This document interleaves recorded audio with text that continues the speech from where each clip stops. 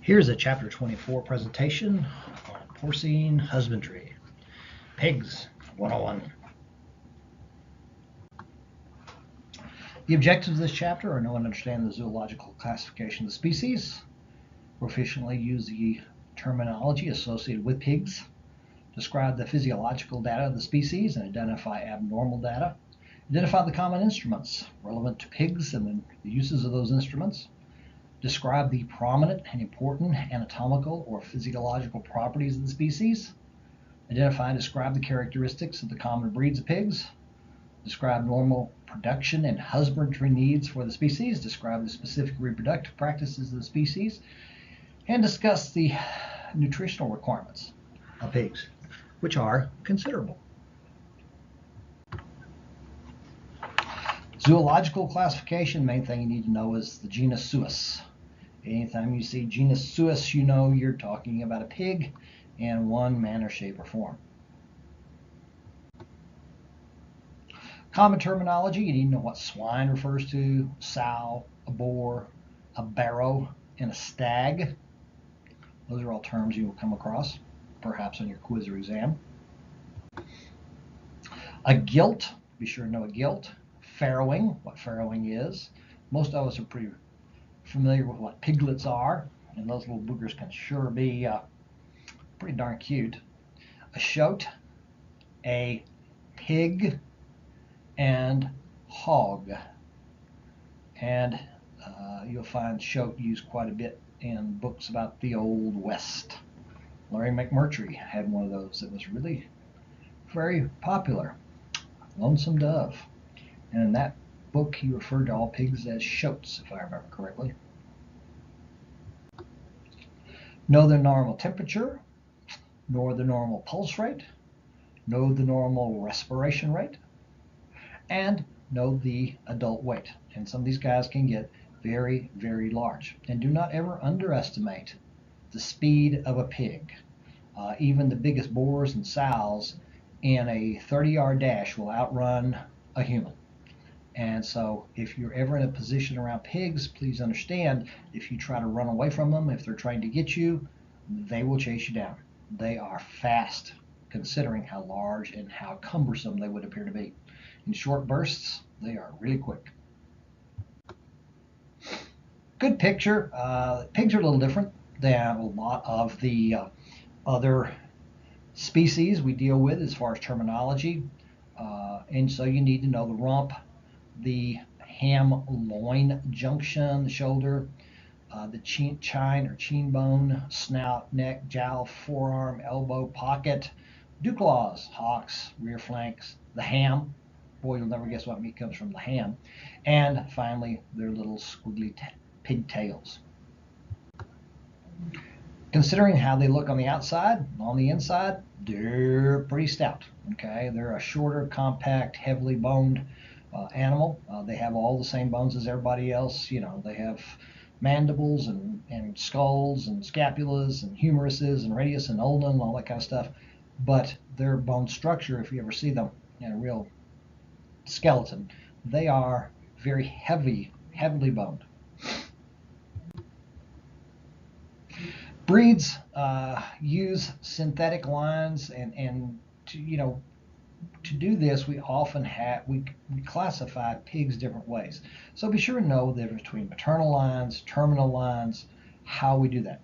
If you're in the pig business, or if you know people in the pig business, or if you want to go into the pig business, or even if you don't care about the pig business just enough to pass the test, you're going to find out that breeding lines are very important in determining what pigs are going to be and how we use them. And so you need to know a little bit about the breeds. You can read through those or characteristics. The American landrace, the Berkshire, which is a really kind of a pretty pig. He has some interesting color.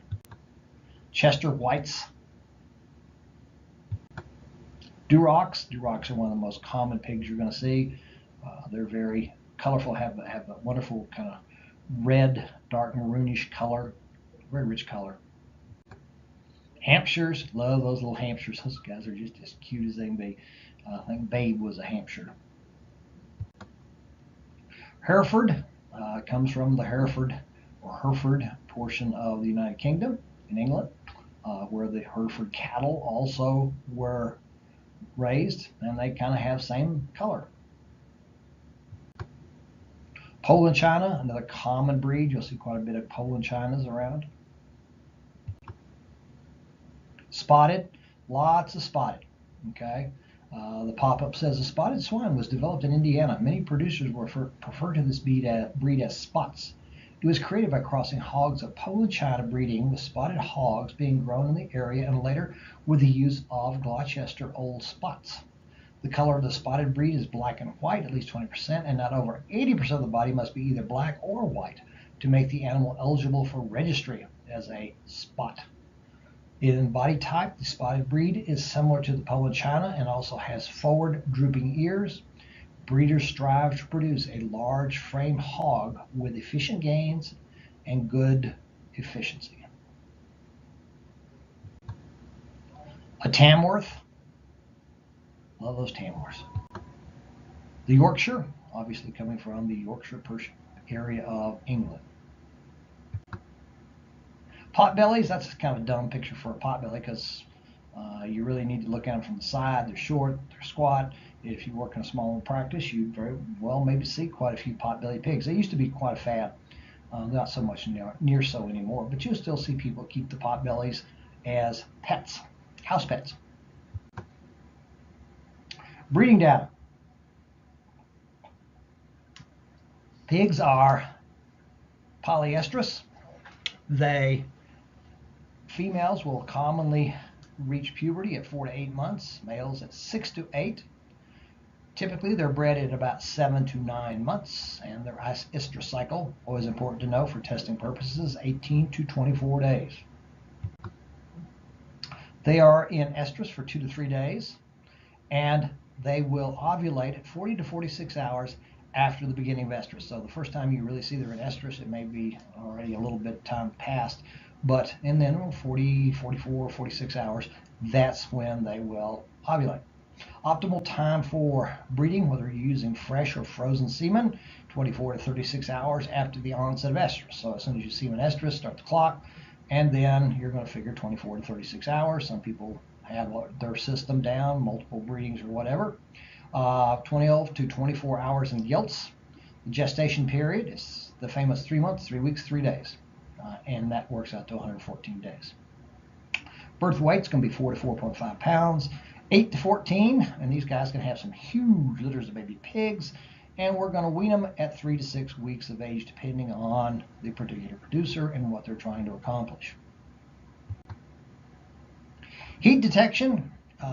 The goal of most breeders, the gold standard, the industry standard, is to strive to wean 21 to 22 pigs per year, per sow. Okay, that's doing pretty good. They will average about 2.5 litters per year, and the goal should be to wean 9 piglets per litter or more. So if you figure 2.5 times 9, that's going to come up with the 21 to 22 pigs. The Bohr effect, you can read about that. Signs of estrus in swine, frequent mounting by other sows, restless activity, swelling of the vulva, discharge of the vulva, frequent urination, decreased appetite, occasional loud grunting. Lordosis, spine, curvature of the spine, response during male mounting or when back pressure is applied, resulting in a rigid stance and erect ears. And these sows are usually checked twice daily. Semen collection. Pigs do have something of a interesting penile structure. They have a corkscrew penis and is pressure sensitive. Electroejaculation in pigs is not recommended. Boars do not like the probe and the electricity. Let me tell you what, they get real irate about that stuff. So most commonly, if we're using artificial insemination, we're collecting semen, going to use a mounting dummy, and those really work very, very well. Once the semen is collected, the semen-rich fraction is filtered from the gel fraction of the ejaculate. Then the semen are evaluated for morphology, for motility, for count, and all that kind of stuff. Then they are diluted with a semen extender. And generally, and this is pretty much true, fresh and cool semen are more effective than cryopreserved. So if possible, you want to use fresh or freshly cooled collected semen, not the frozen stuff. AI, if we're doing AI on these sows, it's 2 to 3 breedings per estrus. Okay, we'll be injecting 2 to 3 times. Again, it'll vary a lot by who the producer is, what their protocol is. And we also can use heterospermatic insemination. That's a good term. I think I'll throw that one on the quiz. Once pigs are bred, we go our 114 days, 3 months, 3 days, 3 weeks. They start to get ready to have baby pigs. The vulva will swell. The labial mucosa become hyperemic. Mammary glands enlarge a lot. They will start to produce milk 12 to 24 hours before. They will start to have respiratory rate increases. They start breathing faster. They start getting restless. They start getting nesting. You can look at a pig and tell when they're getting ready to have piglets. Parturition, stage 1, they're going to vocalize. They're going to tell you all about it. They go into lateral recumbency, and if nothing else, pigs are highly communicative. And they do it verbally, and they do it as well as that with body language. So if they're getting ready to have baby pigs, they're going to be telling you about it. Stage 2, usually about 16 minutes. I usually figure about 15 minutes between piglets, and they're going to pop them out and pop them out and pop them out. You're probably going to end up with stillbirths if it goes longer than 30 minutes. So when you're having piglets, somebody usually is there watching very, very closely to make sure we're getting them out. And if not, then we're going to do whatever it takes to do that. And they will be vocalizing the whole time. And you should get all the piglets, depending on how many you have, in 4 to 6 hours. Stage 3, pass the placenta, get everything cleaned up. That should be done within 4 hours. Pigs get with it, get it done, and get out of them with something else. Dystocia, pigs is fairly infrequent, less than 1%. Seek assistance after 45 to 60 minutes without progress. In most cases, pork producers, at least the guys that I know that do pigs, are very knowledgeable. They rarely do they have to call the vet. The one time they may do that is when they need a C-section, and we can get into some of these sows that have to have C-sections for a variety of reasons. Usually it's more just uterine atony than anything else. They just shut out and they won't keep pushing. But these guys are real good about getting these pigs out, and boy, they can keep them going. Assembly line process, one pig after another pig after another pig. And showing some pictures from the book about getting the little piglets out and making sure things are going good. You can push on the udder and kind of pop that little pig from the bottom of the uterus on up to where your hand is, and then you can grasp them. They show on the right grasping around the head and under the jaw, or in the orbital sockets, or around the snout, or all kinds of ways.